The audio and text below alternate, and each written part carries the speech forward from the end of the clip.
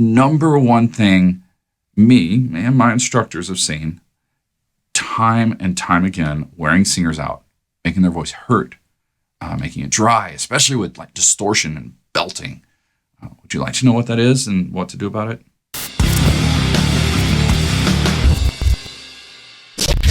I'm Draven Gray with Unleashed Singer, where we combine over 50 years experience as professional singers, songwriters, producers, performers. I could go on, but where we help you. We do all that to help you become the singer you've always wanted to be. But there's one issue that comes up a lot: losing your voice halfway through a set. I know what that feels like. It sucks. Or, singing an hour concert and the very last song, I'm not sure if I'm going to make it, and I squeak on like the last chorus. Okay, that was unnecessary. Singing a 15-minute set in a room, a small room, where I'm trying to stay quiet. We're on television. I'm like, okay, I'm trying to stay quiet. I'm trying to keep the volume down because I'm a loud singer, and this room is really small. And so I ended up closing off too much and using more pressure than I needed to, rather than just lowering the amount of pressure I used to sing. And 15 minutes in, right at that last song, I started to lose it. It got a lot harder to sing. It's unnecessary. How many of us singers know how frustrating it is? How many of you know how frustrating it is? Do you know it?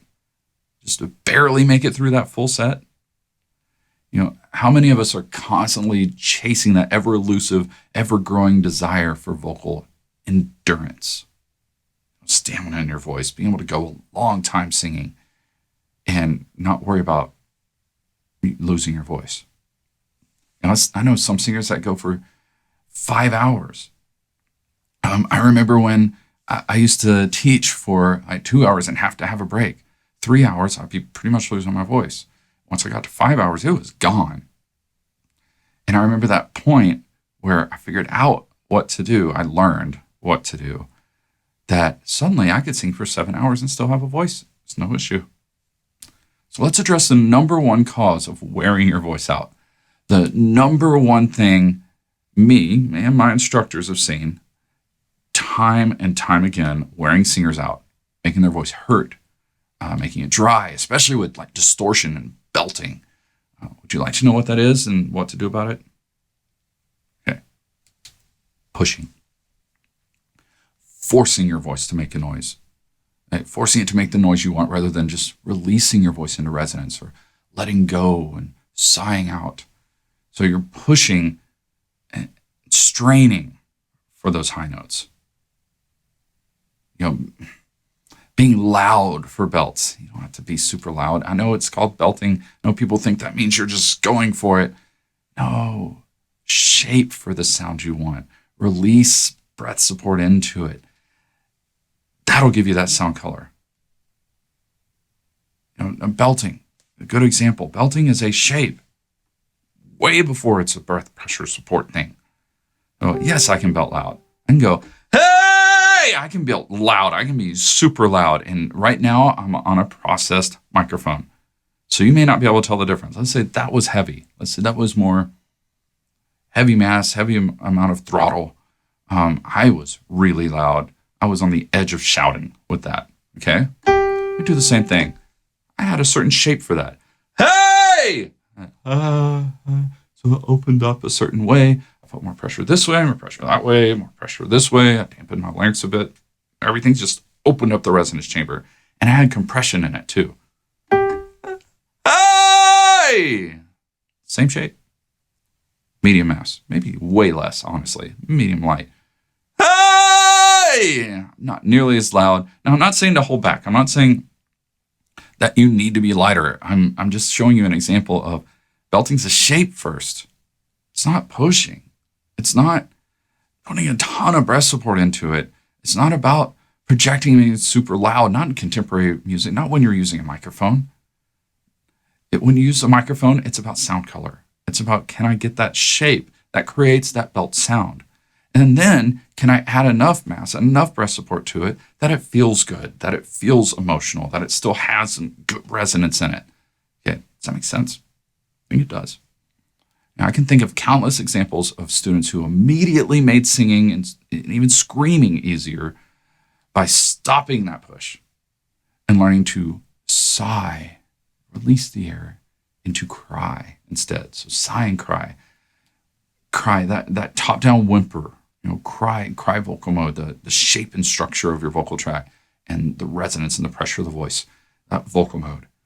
Cry, top down, not push. They shape better. When they wanted to push, they cried instead.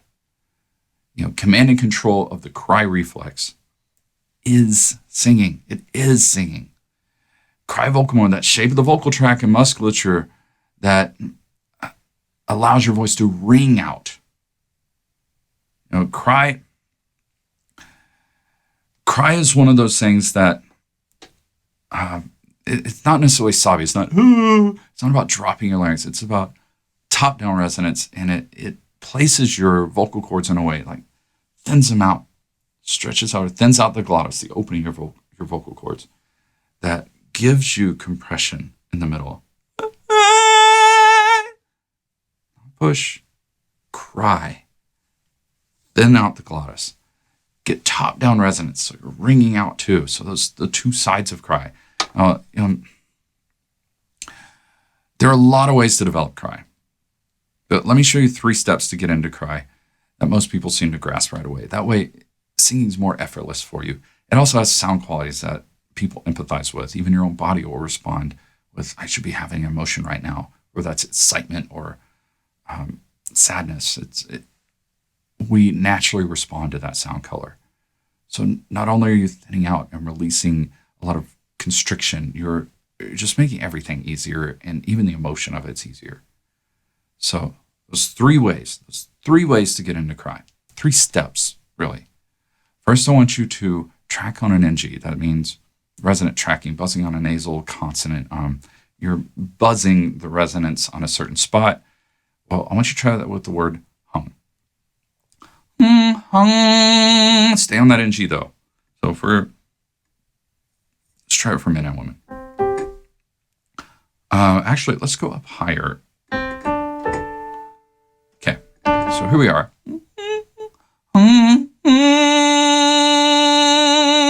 Where that buzz is, try to pull up into that NG a bit. You can do a 5th. Okay. So now we're all singing in harmony. Everybody that's doing this at the same time. All right. So NG. Where do you feel that? Do you feel it start to be top down, maybe behind the nose, pressure pushing into the nose from behind? Do you feel it more top down? Like, are you feeling it behind the eyeballs? Are you feeling it more up here in the sinus cavities? What I want you to do when you're doing that, open to an eh and keep it in that spot. For women, that'd be up here. Okay, that's eh. You're already hearing it round out to it because I'm crying into it. It gives you much more effortless control. Try to keep that lifted, try to keep it pulled up. All right. Now what I want you to try is we're going to go into a pulse release. So that was the top down of cry. Let's get into the thinning out, the glottal thinning of cry. So that would be more of a fry. It's not a low pulse, not a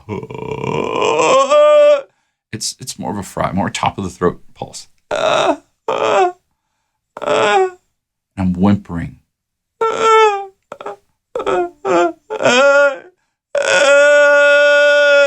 Try to keep it lighter. You're doing just enough to make a phonation, just enough to sing. You should feel that sitting back here. For women, it's up here. It's okay if it's sitting around on top of the throat. That's what you're wanting to feel, that thinning out of the glottis. And now we're going to try to do both together. We're going to take an NG position. Remember that? And pulse into it. So your tongue's already in that NG position. And then release to a vowel. If you do this right, once you start buzzing into the NG, you're going to feel that you're still thin in the glottis too. You'll have both. And when you open, you'll have both. It's a nice mixed voice. Woman.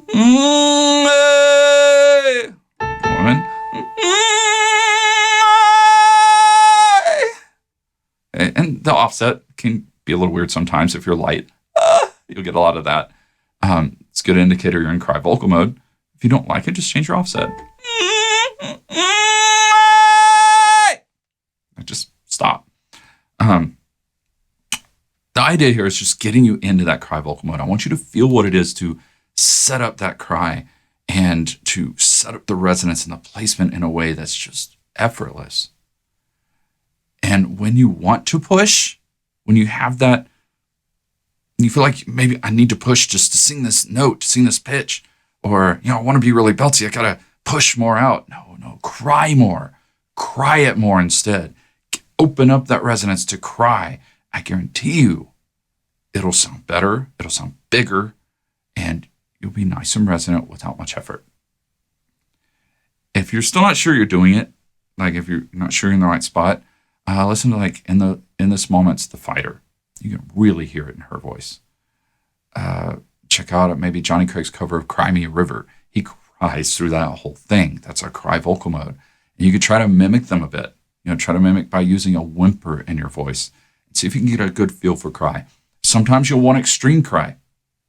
Sometimes you'll want to do it more extreme just to get distortion. Sometimes you'll want to do it just a little bit, which it should always be there, where it starts making even your chest voice register feel like mixed voice. Okay. When you can't help a push, when you're at that spot and you feel like you have to put more into it, make sure you have enough breath support the next time. Make sure there's enough breath. So if it's up here, and you have to add breath support to balance out compression, then go ahead and do that. If you're having to do that a whole lot, then I would say build up some strength in your voice. Be training for strength. I'll get into that in another video. But make breaths a part of your lyrics too. That's another thing to think about. Oh man, I can't think about how many times you run out of air and then start pushing. It's our body's natural response. So we're running out of air and we want to keep that volume level, so we start pushing more air.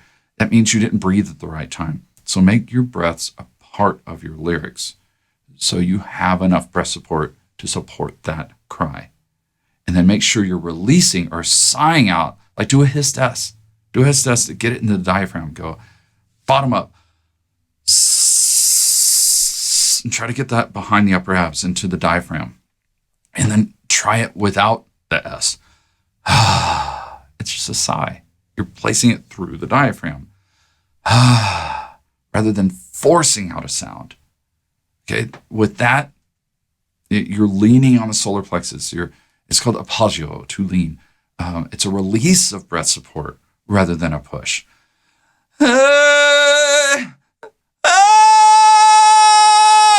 So I'm just sighing it out. I'm sighing into cry. And that exercise supports the cry resonance that you're getting, that up and out feeling. It gets you away from your throat. It gets you singing and ringing out, not pushing, not forcing anything. It's much more effortless. That's what you want. If you want more of these, sign up for our mailing list. We'll send you more lessons like these. We'll be posting more like this all the time. And take lessons with us through Rock Singing Lessons and the teachers we have there. You just contact us through Only Singer. We're happy to help. But take lessons. Start training your voice for coordination and strength. Start shaping your voice instead of pushing. I'll see you soon.